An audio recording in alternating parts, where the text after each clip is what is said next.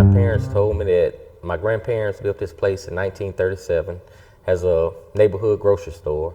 Around maybe the 50s, they put pool tables in here, and I guess maybe the whole time they sold alcohol. My dad and his brother, back in '75, they took it over from my grandma, and they started the bar business in it, them two. They did it probably about 4 years together, and they said it didn't work out. So they got out of it, leased it out a couple of times to different people through the years. And in '98, my dad and my mom, they got it from my grandmother, and they took it over. Dad ran it from 1989 to 2012.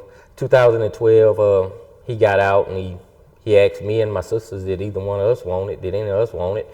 And I told him, yeah. So I've been running it since then, since 2013 to now. They used to do live music. Back when they first started, it was Hardrick, BB Mage, a guy named Dr. Drip Drop. They all started a band. They was called the Lighthouse Crew. And they played here on Fridays nights and on Sundays.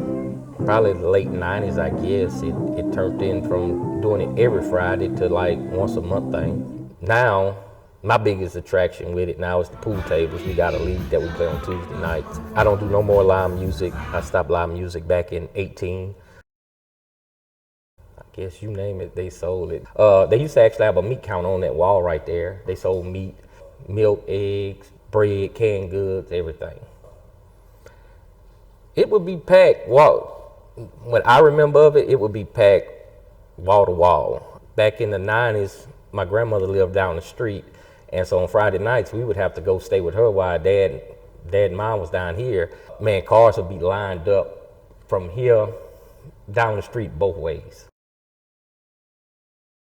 Yeah, just beer. Yeah, that's all we ever had, beer.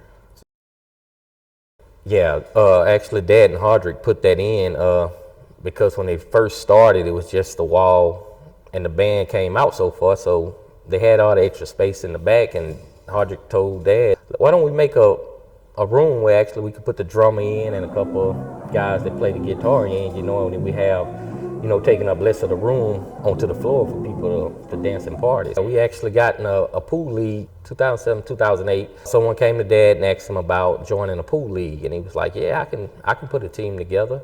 So we've been doing that ever since, and it's pretty big here in Natchitoches, that little pool league we got going now.